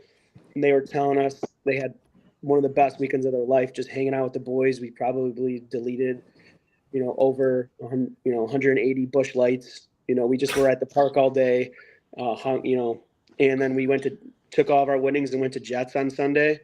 And we had a blast. So I think just really getting out there with the fellas and really just being one unit is what I'm really looking forward to. And just seeing when we take that next step to A, how big of a difference it is than when we were playing in that B tournament. No, great point. Donnie, go ahead, Don. All right, I've got a question for each of you individually. Okay, Christian, I'll start with you. Why did you tell me that you wished the tournament would have ended on Saturday night? Oh, so I told Donnie I would have played till midnight on Saturday to not have to play in 90-degree weather. Sunday morning, sit for 3 hours. Half of our guys were like, we were an hour behind on the tournament. Half of the guys were like, it's going to be too late to go after. We got to go let out our dogs. We got to go see girlfriend, blah, blah, blah. Anyways, everyone showed up to the bar except for 2 guys. But still, if we would have ended on Saturday night, we would have probably drank until 6 the next morning and had a blast, and then could have recovered all day Sunday when everyone's worrying about. There you go. Christian wants tournaments to end on Saturday, so he doesn't have to call off work on Monday when he wins. Yeah, 0-2. So Christian, let me ask you a question. So Francisco tried the Saturday, unfortunately got screwed a couple years ago with weather. Yeah. Ended at I think midnight. Yeah. Okay. Yeah. Didn't want to do that this year for some reason. Went back to the old format. Now I know the last couple of years I heard great feedback from that. So I'd have to ask Francisco on why he changed it. But I know that people are not happy about them bringing back 12 teams at the A and the B on Sunday. I want to ask you, because this is what they always tell me. How was the concession stands on Sunday? Was there 2 people at the stand? Yeah, I think so.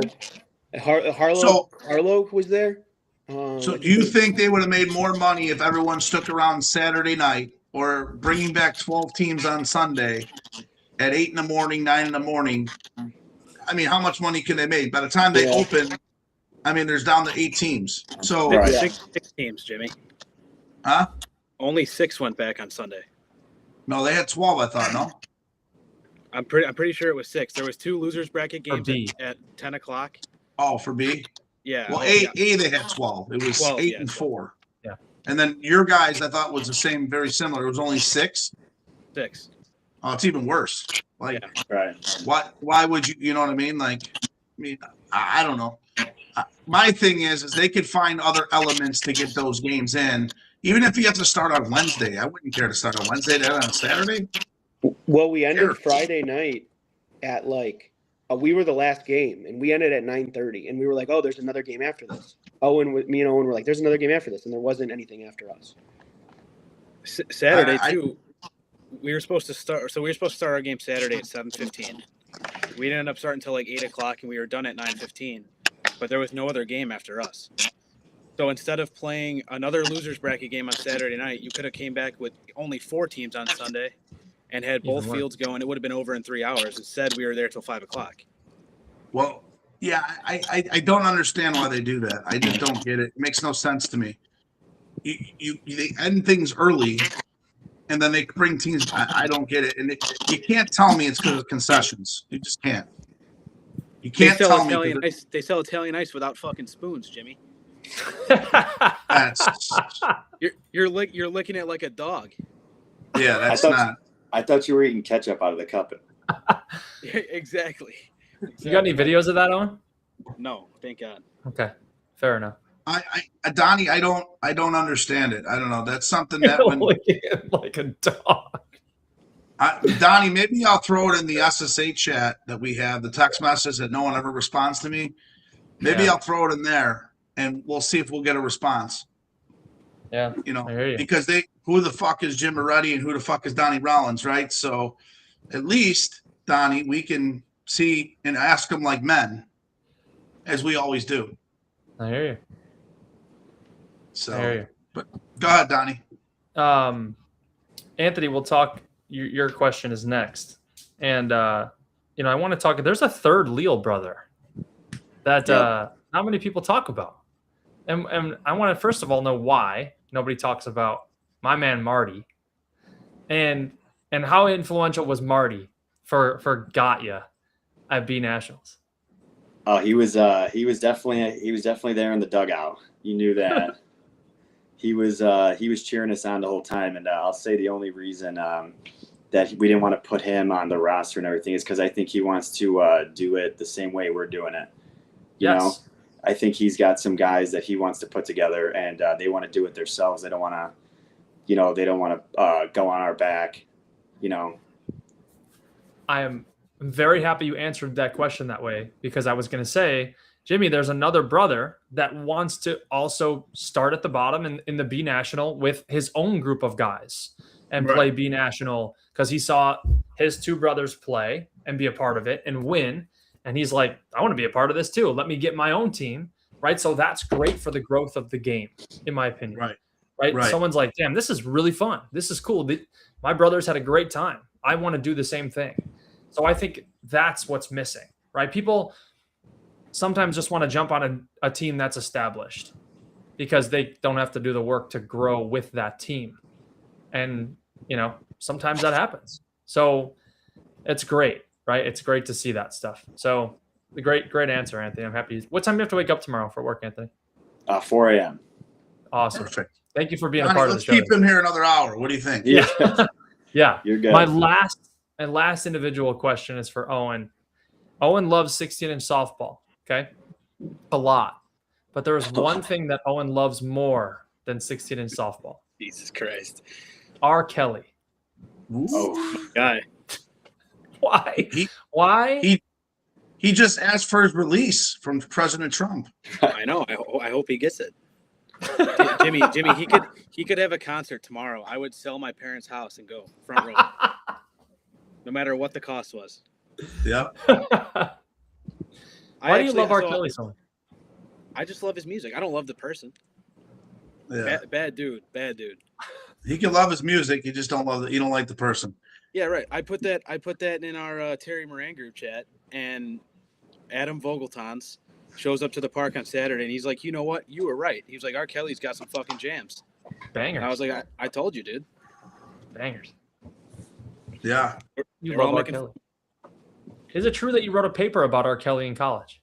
That is true. I think Donnie, we lost him for a minute. There he is.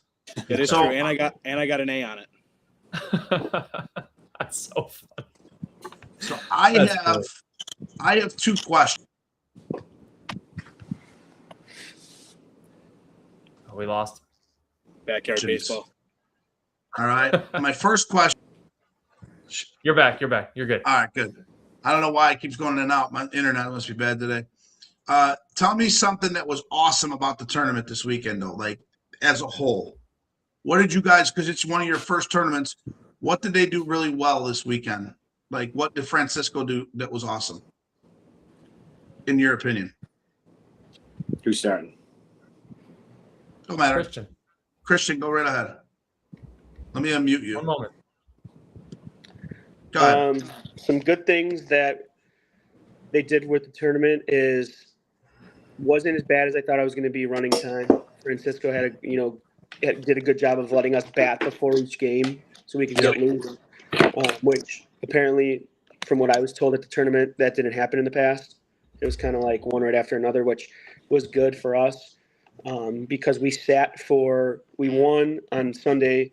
We beat the Sanchos, and then the Sanchos had to go play the Reapers, and we had to wait like an hour and a half or 2 hours.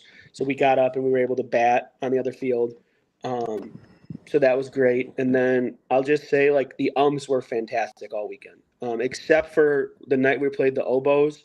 I don't know who that ump is, but his strike zone on Owen was fucking ridiculous. Robbie besides Gazzano? that guy, No. It was He's the guy who goes like this when there's a ball. yeah, he scratches his neck. It was Brad. Oh yeah, Brad. Oh, he does do this a lot. Yeah, he does. Yeah. Yeah, but besides that, the umps were great, and Brad's the poor guy tough. got hit. The poor ump got hit in the nuts in our championship game. Yeah, Boone caught one. He was really milking that though. That's awesome. Wow. Go ahead, Owen. What was that one thing you thought went very well this weekend? I thought it all went good. I like Christian. I like that he let us hit before every game. I mean, Saturday was running like really behind. Like I think maybe for like the losers bracket games, maybe don't let him hit and get him going, or go to a 1-on-1 count for the losers bracket. If you don't like it, sorry, you shouldn't have lost. Right. I mean, I don't mind a 1-on-1 count personally. Yeah. No, that's great. So, great comment. I think that that could be something that could be different, but I thought it was all pretty good. And the only thing that I would have preferred is not taking off work Monday and finishing Saturday night. Very cool. Anthony? Yeah, the hitting before is good, obviously. I didn't know that wasn't there before. The teams were all like really respectable guys. Everybody, even coming on and off the field, we shook hands and I feel like everybody was having a good time. The fields were good. I mean, they were hard, but like we're not used to always having like the best conditions, and they did a pretty good job with the fields, it seemed like, and so that made it a lot easier on us knowing that we're getting the right hops and stuff with the ball, and because we don't always get that. Yeah. No, it's kind of funny, Donnie, when you think about it, right? How spoiled we are playing on the fields we play on all the time. From some of the people that don't play at the major level or some of the major tournaments. So that's a good point, Anthony. You don't really ever think about that until I go and play at Kennedy Park, and I'm like, man, like it's just different, or the park leagues or whatever. It's just different, and Kennedy Park does a pretty good job with their fields, but it's just, it is different. So that's a good point. I don't really ever think about that. So I have one last question. You guys know the question that I ask every guest, every person that comes on. And I'm really excited to ask tonight because you guys are a new vision of the game. You guys haven't probably played a major, you haven't seen a major national, haven't been at I don't know if you've even attended a Forest Park. If not, get out there and watch. But I'm going to start with you, Owen, and we'll work our way around the horn again. Something that you would bring to the game of softball that you think would make it better, since you guys have had now played a little bit now, right? What do you think would make it better and more kind of, I guess, just interesting for some of the people your age to play this game and grow it moving forward? Well, mine kind of goes to something I would bring back that I think I've seen just being around the game for my whole life. Something that I would bring back that I've seen decline over the years. I would love to see more guys bring their kids to the park.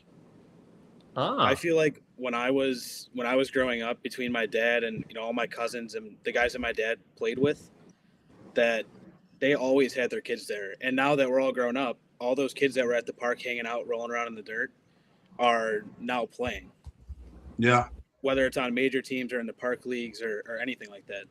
So I would love to see more guys bring their kids, because I think that's the reason I fell in love with it. Right. There was there was a point in my life where they switched my hockey practices from Friday to Thursday, and Thursday was softball night, and I told my parents I wanted to quit hockey because I was like, "What do you mean we're not going to softball tonight? I got to go to hockey practice. Like, that's bullshit." I love that. No, Like, I mean that's Jimmy. that's a great answer. Did you ever play in the Alderman O'Connor tournament at Mather? I have, yes. They Way used to back in have- the day. They used to have a petting zoo. They used to have pony rides. They used to have face painting, balloon Yeah, that's what animals. Christian's for. Like there was kids all over that park that were watching the games and doing all the activities that they had set up for the kids.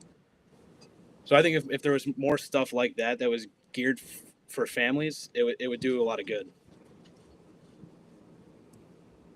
It's excellent. No, yeah. No, it's excellent. That's a great point, man. I think that is something nowadays that for the people that do, and I do, I mean, I should bring my kids probably more during the week, but it's tough because a lot of our games are so late and I have little ones, you know? Right. But I still do Well, bring how the much kids. how much fun did your son have riding around on that bike at Terry Moran last year? He was zipping around the park like crazy. Oh yeah, he was all over the place. Yeah, he was. Yeah, no, he did. He had a blast, and I mean, and my kids were there, and they came this year to Terra Marana as well. Yeah. So all you know, they were there, and they were running out. They were playing wiffle ball and doing all the park stuff, 100%. And they didn't want to leave. They actually begged me to stay for the championship game. And my wife's like, "Really, we're staying?" I'm like, "The kids want to stay, so we're staying." Yeah. So, yeah, but that's a great point, Owen, and I think that's something that is kind of missed. It's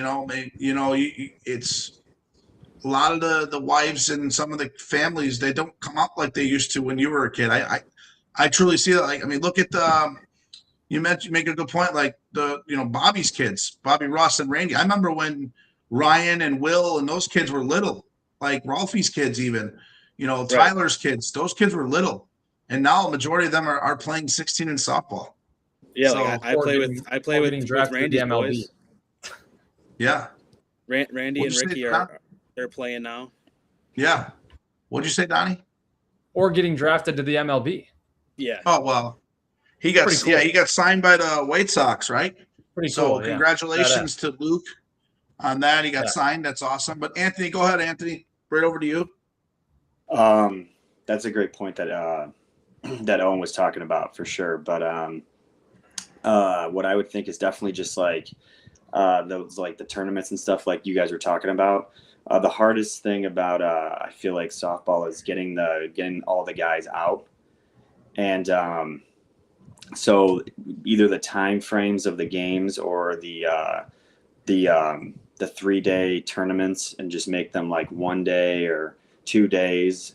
That would definitely help a lot, because I feel like that's probably a big reason why a lot of teams aren't showing up to some of these things, why a lot of guys can't get out because they can't commit.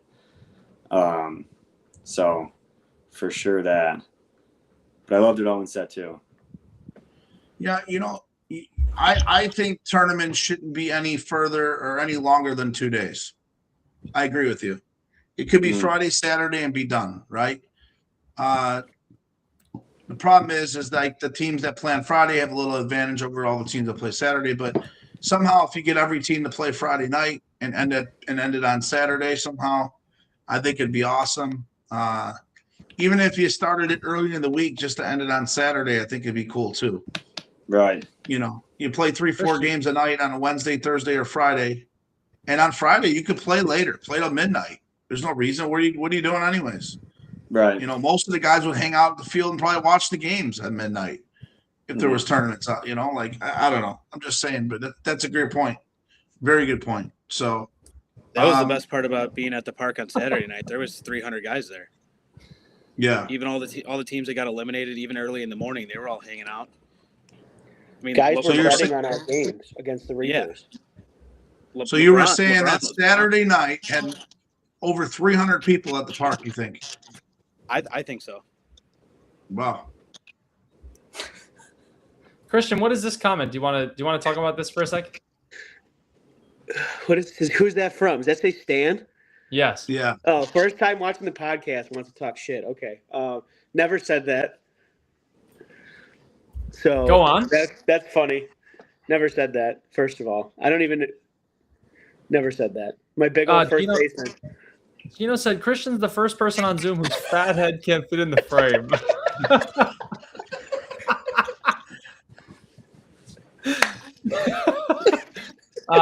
Jimmy, fun fact. Yeah. Christian is a model for oversized sunglasses. You're kidding me, right? Maybe that's why he's got the glare on the sunglasses. No, that is Detour 100% true. sunglasses. Look them up. Look 'em up. We got our guy Mark Manizzi who plays with us at Indian Road. Christian, last question: Who drinks the best margarita in 16-inch softball? You and Mark. Yeah, no doubt about it. And your fiance Carlin. What? Thank you for bringing her up. You mean to tell me Donnie's not drinking wine? The pansy that he is. No, carbless and margaritas only. Carbless and margarita. So Christian, tell me your answer to the question. Oh yeah. Who cares? Show the sunglass picture. Nobody cares about your answer. We want to see you in the sunglasses, buddy. I got two answers for this. I'll find. So going back and everyone on the team went back and watched it, right? I think it's a cool thing that what Gio does. I also think that the live stream is killing the game because they could have been out there watching it instead of watching it at home on their couch. Also, I think like half the time I was watching it, he kept bringing up like past teams and like other stuff that wasn't pertaining to the B Nationals tournament.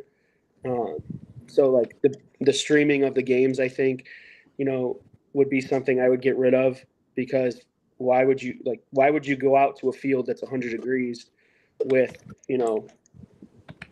people you might not know where you can watch it at home? So are you familiar with 12-inch? No. All right. So there's this guy, Trey, he actually sits from his home, and somehow he gets into a camera that he taps into a camera for USA softball, and he literally has a talk show while the game is going on. He doesn't announce it, but he gets like 700-800 people watching it. Yep. Wow. It is. That's cool. No, it is so cool, and I think I want to start that. I got to mute him. I want to start that, Donnie, next year if we could figure out a way to get people to live stream. Remember how we had it on the fence for our tournament?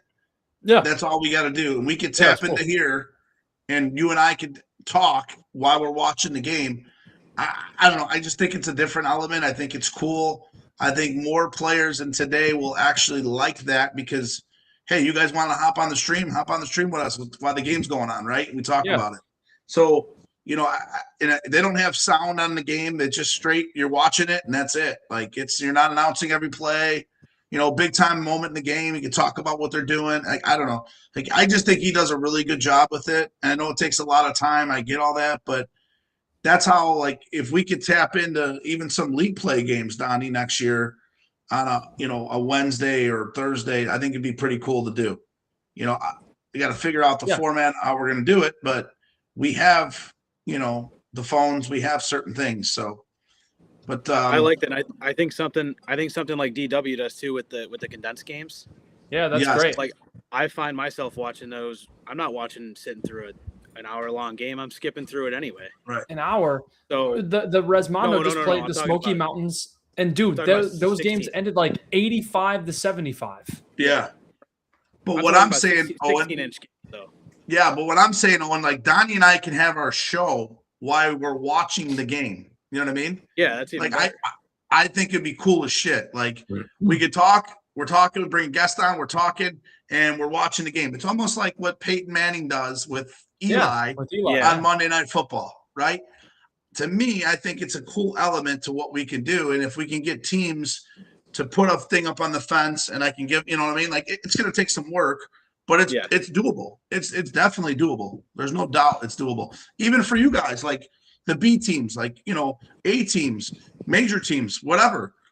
Hey, you want us to be? We're going to run your podcast. We're going to do a live game. Donnie and I are, we're not playing. We're sitting in our couch at home, whatever, and we're having our show while we're watching your game. I just think it'd be Right. cool. It's a different element, and it's something that Donnie and I are going to talk about and want to do, hopefully very soon. But Kristen, go ahead, Kristen. What's your second thing? What was your second thing?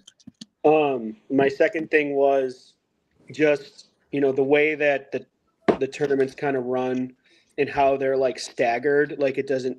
To me, we were talking about this. How does it make sense that when the A tournament national no glove? What was Go that? ahead, I'm listening. Richie The A tournament Battistoni no- wanted to say hello, guys. Hello, Richard. The A tournament no glove was before the B nationals. Playback. Yeah. Like we got asked to play in that. We were going to play in that, but then didn't know if we could play in B nationals, and everyone ended up not making it. So now, why does it go that way? Like, is that always been that way? Is there like a sequence, or how does that go? I don't know if you can answer that kind of thing, because it doesn't make sense that there's an A, B, A. So the B no glove nationals should be before the. I understand what you're saying. I understand the question. Let's mute him really quick because there's a ton of kickback on his mic. But to his point, Donnie, I think he's got something here. The B national should be played before the A. The A should be played before the major. Correct. 100%. So, the major for us at no glove is Forest Park, which the A does play. So somehow they have to flip the A and the B, where the B is played before the A, so that way they can go play the A. Now that makes total sense. Now they get a bid into A glove, right? Correct. Which technically is not A no glove. Correct. Right, because if they would have played A no glove and did well, you guys wouldn't have been able to play B no glove. Correct, is what you're saying? So really, we had a comment really quick, Jim. It says, Yep. Roberto says any team can play in the A tourney. That is true, right? For these guys, they can play, and they didn't know how they were going to compete at all as a team. So for Right. them to be able to play B nationals first and say, damn, we did really well here. 100%, Christian, I agree with you. B nationals should be first, then A, then major. Because in an insane world, someone can win B, A, and major in the same year. If there's a B team that's brand new, that's never played a tournament before, that comes out and balls out, right? It would be amazing. Yeah, but here's another comment. Anthony has the mustache of someone that can't be within 200 feet of a middle school. That's pretty something good. that Anthony has in common with R. Kelly too, but R. Kelly doesn't have a mustache. That's true. That's true. But that's a great point that Christian makes about the levels kind of going Yes. with the tournament schedule. Yes, because they don't have a B glove because everyone just plays A glove. Right. But the A glove is now before the major. That was the whole point of them pushing it back, because before any of you guys even were in diapers, the A and major was on the same weekend. Okay, they used to play the A national and the major national on the same weekend every single year, Labor Day weekend, up until the SSA started. Then the SSA pushed the A national back 2 weeks, which is probably the best thing the SSA ever did. Okay, because I would rather get a bit of an A no glove. Yeah, this is a great comment. This is someone who was a part of their team, Jimmy. I would Right. rather get a bid into A no glove instead of a bid to A glove nationals. I Right. agree 100%. Right, because they're playing without a glove. Right? Right. Yeah. Right. So why would you try to qualify for a totally different format style of tournament? Well, correct. And not only that, but what they're trying to do with the A glove, they try to get as many teams as possible, right, to play that. And now they're forcing you guys to play in order to get the money, correct? It's something like that. That's how they do it. They hold money back from you guys in order to play. Is that true? No, they just gave us a the bid in. I don't think anything like that though. Okay, because I think we get to play for free. Yeah, Okay. the prize was supposed to be $975. We got $600 cash, and then the $375 went to. So they the do bid. hold back from you. But what I'm saying- They paid the bid. So right, they pay the Yeah. bid, but I thought, and I could be wrong, but I think if you finish in the top 6 of A major national or A nationals, I think they hold prize money back, so make sure you play in the major event. That is true. Yeah. Yeah. So maybe that Francisco doesn't do it that way with the B, he does it differently. He just takes your bid out, which is fine because you basically, well, no, they're paying your bid, but they're taking your money. Yeah, So you guys are paying for it. that's true. Yeah. Yeah. So Right. Right. Okay. Now it's not a free bid. You're actually paying $375 With no choice. with no choice. Seriously. They're Right. like, all right, you're in. Yeah. Well, yeah, those are great points, guys. Thank you for bringing them up. And Jimmy, I think that's all we've got. I know Anthony's got to get to bed. It's way past his bedtime. Really quick, we got to ask him, is there any questions for us since you guys are new to the show, new people? So go right ahead with your questions. Owen first. It's kind of a would you rather for both of you, but would you rather have a team like us split up and go play majors, on teams that are already established, or keep working your way up the ranks to try and, get the team that we currently have back into, or up into major ball? I guess I'll go first because Donnie don't want to answer that. I would say I would 100% say I would have you guys stay together because of the fact that if we keep breaking up younger teams, there's never going to be major teams in 5 to 10 years. Right. And that's my opinion on the way the game is today. Stay together. Don't let 45 signature flash. A lot of these big kids steal your best players. Make sure you guys stay together. And in 5 years, you guys will be major. It might take a while. Some of your better players are going to want to jump and play early. But if they're truthful and they're honest to you guys, in today's world, I would say stay together. 20 years ago, maybe a little different. Today, 100% stay together because you guys are going to have a lot better time together. All right, so secondary question. How do you like playing with my guy Carlito? He was fine. I mean, he had fun. He doesn't say too much. That's number one. He doesn't really say much at all. But I hadn't seen him now in a week, so I don't know. Playing B National, so Yeah. that's why you didn't see him. Yeah, probably, right? Well, he only played with us in our tournament, and then he played with us in a couple league games, I believe, in Forest Park, which is all open rosters. So I haven't really seen him much. But, yeah, he was fine. He swings hard. He gets to a lot of balls. Let's just say that. And he does pretty good. So for being so young, I think he's got a lot of potential, no doubt. Yep. Someone in the comments wanted me to show you this picture. Jimmy, I mentioned that Christian was a model for oversized sunglasses. All right. XL frame for XL heads. Attaboy. Dude, you kind of look like Luke Holmes. I don't. Someone just told me that in Michigan on 4th of July weekend. Really? Hell yeah. Yeah. Can you sing? No, not for sure.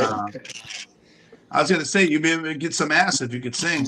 I think Christian, my sing wife us a would song. like that. Hey, maybe So, there's all right. a new sponsor opportunity. The Uncle Jimmy and Cousin Donnie show presented by XL Frames. There you go. There you go. I like, you know what? I like this guy, Owen. You're Oh, right. this guy's he's a trip. So, He's a Anthony, trip. go ahead, buddy. Any questions? No, I think we covered everything. Owen, did you have another question? Or are you good? No, I'm good. Before we Thank you guys for having us. Donnie, unmute him. Donnie, I know he's got a question. No, he muted himself. I muted myself. Donnie, question for you, because I don't know if Eddie knows all of them. What did you think of our coaching staff? We had Eddie Barzowski, Tommy Corlett, and Pat Clark. Wow. How could you have won without them? Pat Clark saved me in the Reapers game. He came out for I think Pat Clark is a perfect mentor for you guys, for your group, because he is unapologetically Pat Clark all the time, and that's exactly what you guys need. He'll fire you guys up. Yeah. So Eddie and Tommy Corlett, major player Tommy Corlett, just causing chaos. around the parks right now. Shout out to Mr. Barzowski on Oh Friday. yeah, yeah. Mr. Hell Barzowski yeah. got us fired up on Friday night. Did he have a shirt I'll tell on? you, No. Yeah, his shirt was weird. Yeah, his shirt Cut was. off, Oh I wait. think. Oh wait. They're It was talking about on. Pat. They're talking about Oh. yeah. JP was more excited you guys won, man. He texted me right after the fact Sunday night, and he's like, "You got to get Owen on the show." He wants And to I'm win like- for Flash, probably. I'm like, "All right." Yeah, So exactly. yeah. So it's just All right, gentlemen. he instantly had you on the show. Christy, go ahead. What was your next question? No, that was it. I just wanted to ask that. That's All great. right, perfect. Well, guys, we Fellas. appreciate you coming on. Hopefully, we'll see you again very soon. If you guys have any ideas, any questions, any issues, anything, please shoot us a call, text, whatever.